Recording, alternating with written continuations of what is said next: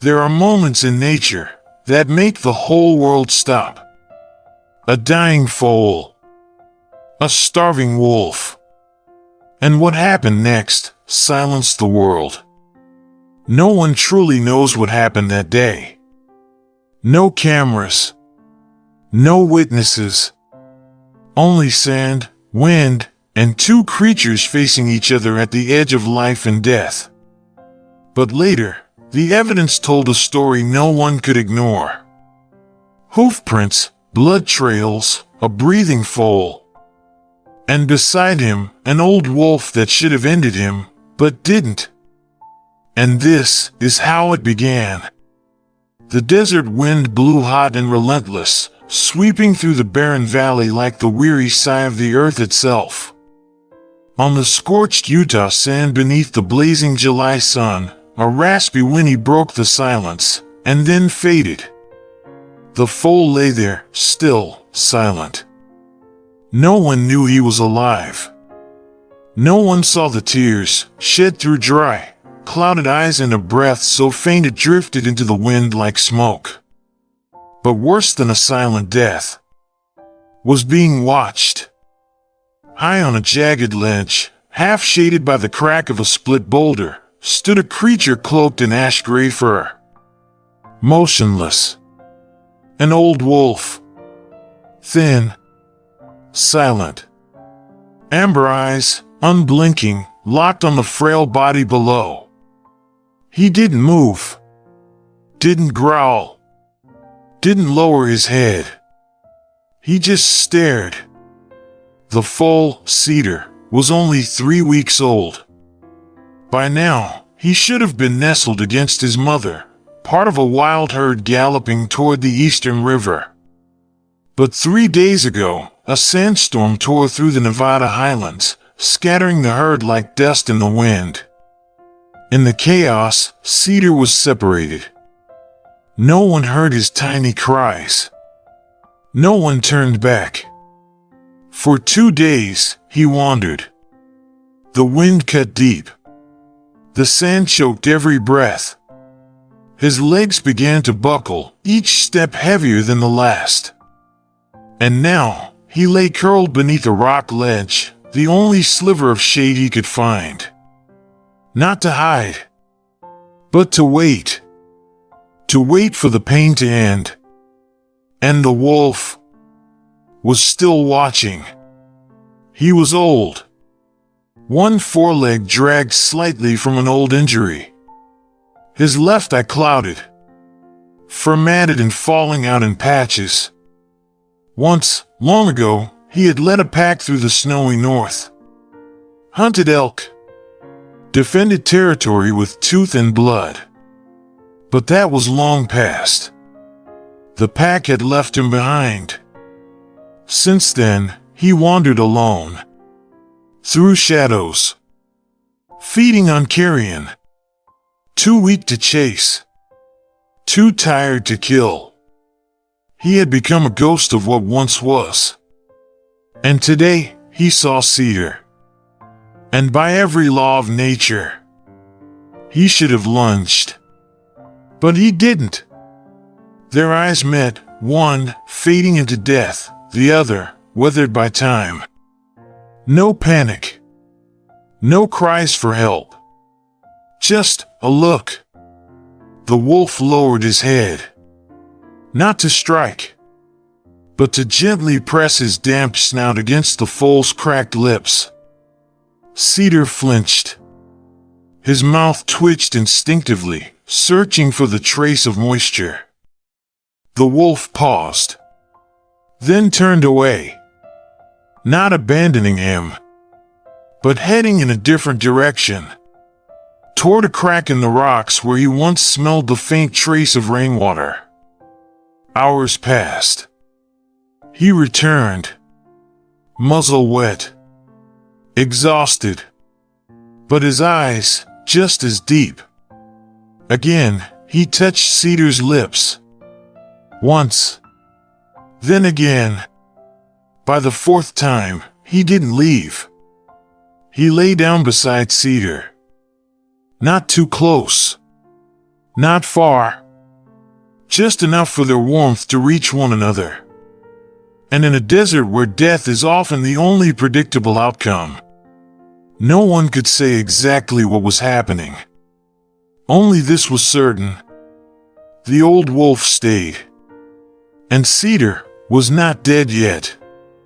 The sun dipped lower, casting long shadows across the rocks, but the heat still clung to the earth like breath refusing to let go. Cedar had not moved. His ribs rose barely once every few seconds. His legs remained folded awkwardly beneath him. He was alive, but only in the way a flame lingers just before it dies. And the wolf was still there. Greycoat hadn't left. He hadn't eaten. He hadn't blinked. He simply watched. He had returned 4 times now. To the water. To bring back the smallest drops he could carry, dripping from his snout, clinging to his fur. And every time, he pressed it to the foal's lips. And every time, Cedar responded just enough to not give up. It wasn't instinct. It wasn't training. It wasn't nature as we knew it. It was something older. Something wordless. Something sacred. On the 4th return, the old wolf didn't rise again.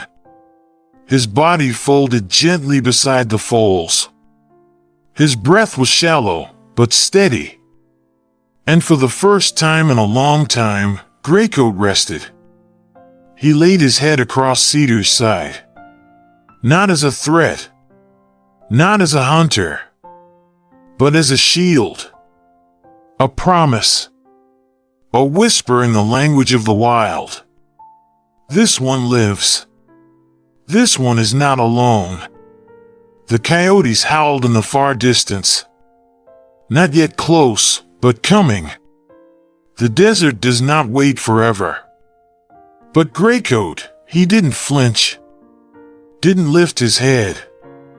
He simply adjusted his weight slightly, allowing more of his warmth to wrap around Cedar. The foal stirred. Just once. A twitch of the hoof. A flicker of ear. But it was enough. Greycoat opened one eye. Clouded, but alert. And when he saw the colt still breathing, something deep within him softened. Just a little. That night, the desert held its breath. The vultures had disappeared. The wind quieted to a hush. And under a sliver of moonlight, a story no one believed possible unfolded in perfect silence. One predator. One prey. Neither broken. Neither whole. But for a few rare hours in the vast loneliness of the wild, they had each other. And though no human eye witnessed it, the earth remembered. Because sometimes, the most powerful stories are not the ones we tell, but the ones nature dares to live. When no one is watching. The first rays of dawn stretched like golden fingers across the Utah desert, painting the rocks in hues of rust and ember. The wind had cooled, as if even the desert itself knew that something extraordinary had passed through the night. Cedar was still alive. His tiny chestnut sides rose and fell with shallow but steady breaths. And Greycoat had not moved. The old wolf lay curled around the foal, his body stiff, his fur dusted with sand, his eyes half closed. He hadn't slept. He didn't need to. Something ancient inside him had stirred, and it was stronger than fatigue. For the first time in years, he didn't feel alone. Miles away, a dusty green research truck rumbled down a narrow path cut between shrubs and sun-scorched rock. At the wheel sat Elena Myers, a wildlife biologist with a calm gaze and a stubborn heart. Beside her, Jackson Cole, her skeptical field partner, more loyal to data than to miracles. Elena tapped the GPS tracker blinking on her tablet. "Still stationary," she said quietly. "Hasn't moved for 3 days." Jackson sighed. "It's a foal, Elena. Alone in this heat? It's gone." But Elena said nothing. Her knuckles tightened around the steering wheel. She'd failed once before, reaching a fawn too late. Torn apart by scavengers. The guilt had never left her. Not this time. This time, she was going to get there. They stopped the truck a quarter-mile out. The terrain had grown too rough. With the sun already rising fast, they continued on foot, hiking through dust and jagged stone, the GPS tracker pulsing brighter with every step. Until they crested a low ridge. And froze. Down below, in a shallow dip between boulders, lay the foal. Still. Alive. Breathing. But it wasn't just the foal that stopped them cold. Beside him was a wolf. Greycoat. Jackson's hand shot to his flare gun. "We need to scare it off." "No," Elena whispered, grabbing his wrist. "Look." The wolf didn't lunge. Didn't growl. He rose slowly, limping. Walked a few steps to a hollowed stone filled with a shallow puddle of water. Soaked his muzzle. Then returned to the foal. And gently, tenderly, licked the colt's lips. Jackson stared, eyes wide. That's not possible." "It's happening," Elena breathed. Greycoat looked up. His amber eyes locked onto hers. There was no fear. No threat. Only presence. Elena crouched slowly, pulling a collapsible bowl from her backpack and a packet of electrolytes. She mixed it carefully, then placed the bowl at the edge of the rocks. She backed away. No sudden moves. No sound. Greycoat hesitated. Then stepped forward. Sniffed. Took the edge of the bowl in his jaws, and brought it closer to Cedar. Elena's breath caught in her throat. Jackson lowered the flare gun. This is a story no one will ever believe." Elena didn't speak. She just watched. The sun rose higher. The heat returned. But beneath that vast sky, something no data could explain was unfolding. A predator, protecting. A guardian. Not by blood, but by choice. Elena slowly reached for a cloth soaked in rehydration solution. She set it down, then stepped back. Greycoat sniffed it, took it in his jaws, and carried it to the foal. Cedar's tongue moved, instinctively licking the moisture. And in that moment, Elena knew. This wasn't survival. It was something else. Grace. Greycoat curled once more beside Cedar. A shield against the wind. A barrier against death. And as the minutes passed like hours, the only sound was the colt's shallow breath, and the heart of an old wolf refusing to stop beating. When the rescue helicopter arrived 45 minutes later, the medics were stunned. They found 2 lives lying in the dust. One barely begun. One nearing its end. And somehow, both still holding on, because of each other. As they lifted the foal gently onto a stretcher, Greycoat stood. He didn't snarl. Didn't growl. He just watched. Eyes steady. Body still. Elena approached him. Slowly. She didn't need to touch him. She just whispered, "You saved him." The wolf turned, limped back into the desert. But Elena knew. This wasn't goodbye. This was just the beginning. Night fell hard over the desert. The warmth of day vanished, replaced by a chill that seeped into the bones of the earth. Inside the emergency camp, set up hastily on the open plain, a ring of soft light flickered from a fire and a few scattered lanterns. Within that glow lay two figures.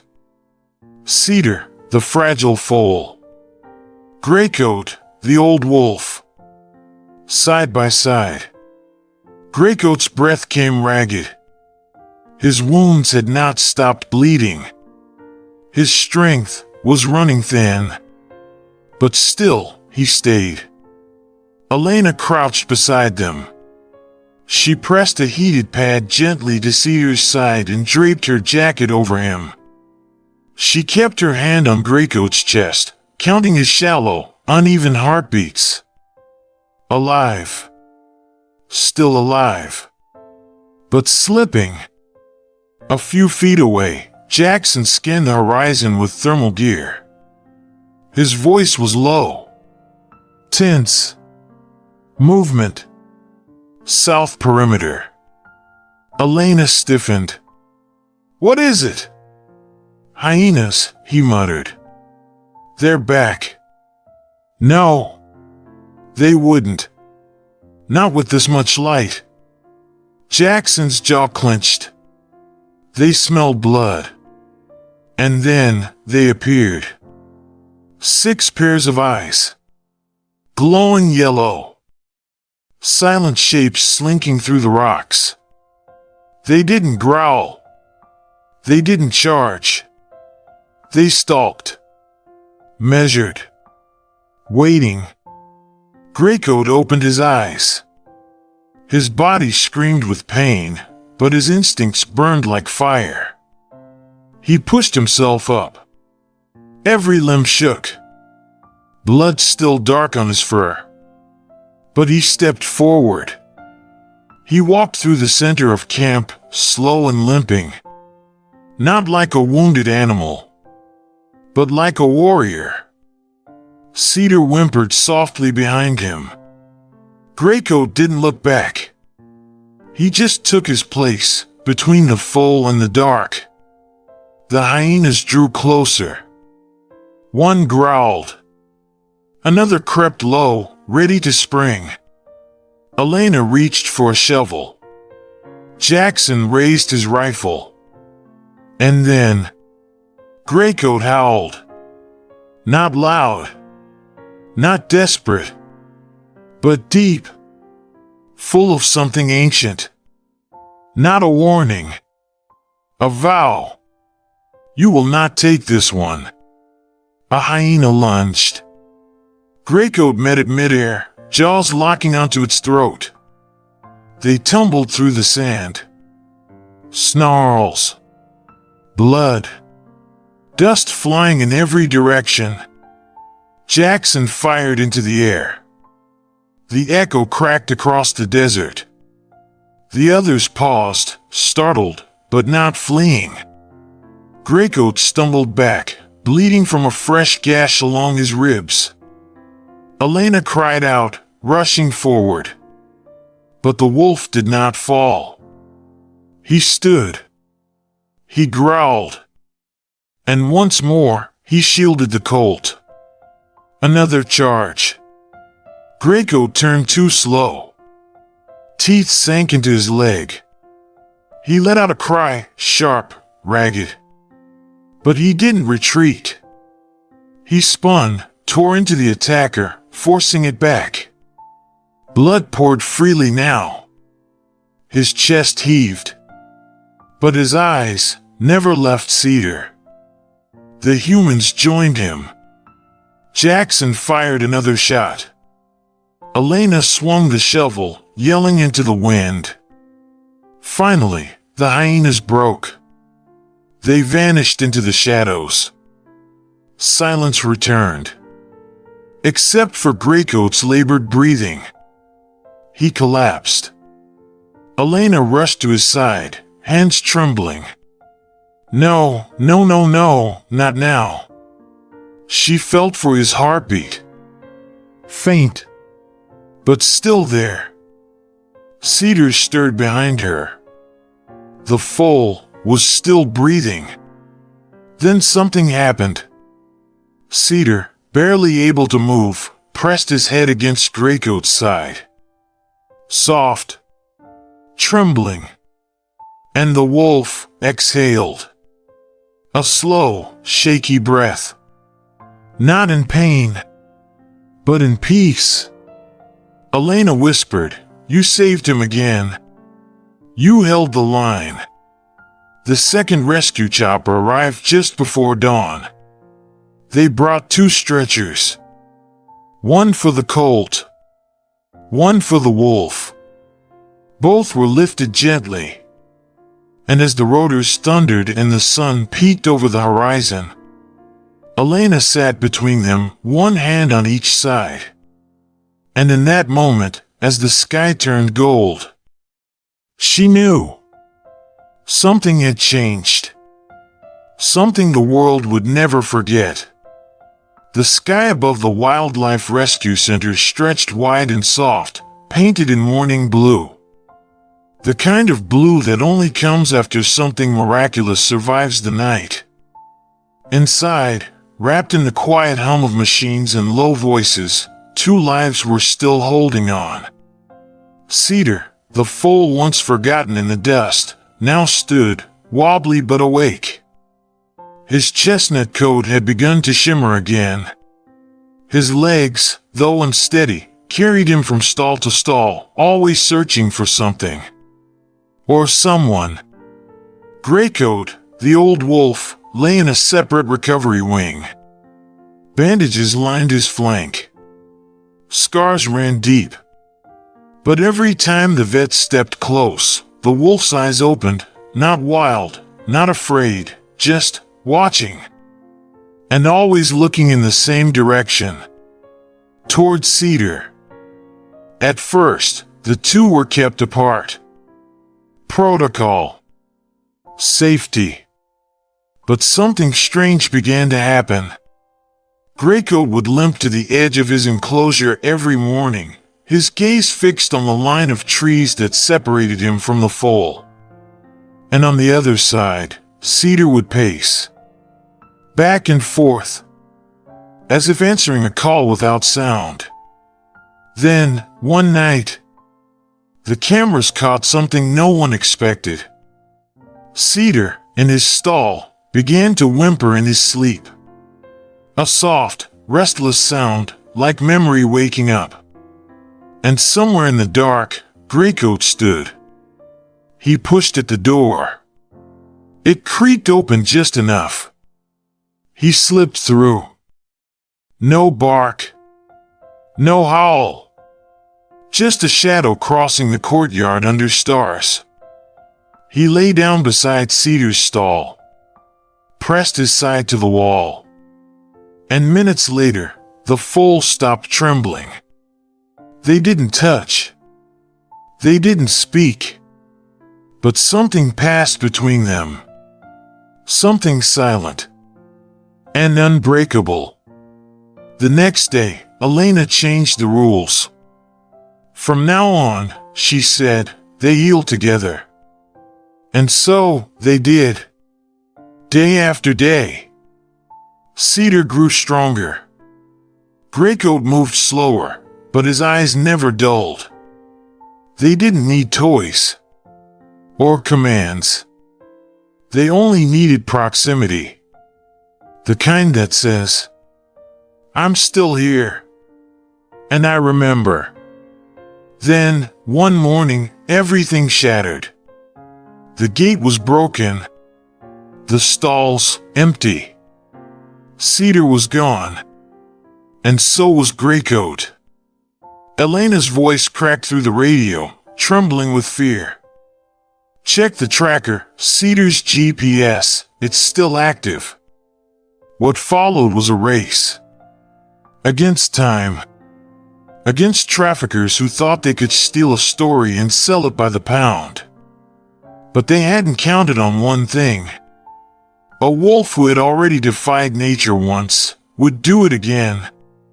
In a dark, abandoned warehouse near the border, Cedar was tied inside a wooden stall. Shaking. Alone. His eyes darted, searching. And in a cage across the room, Greycoat watched. Weak.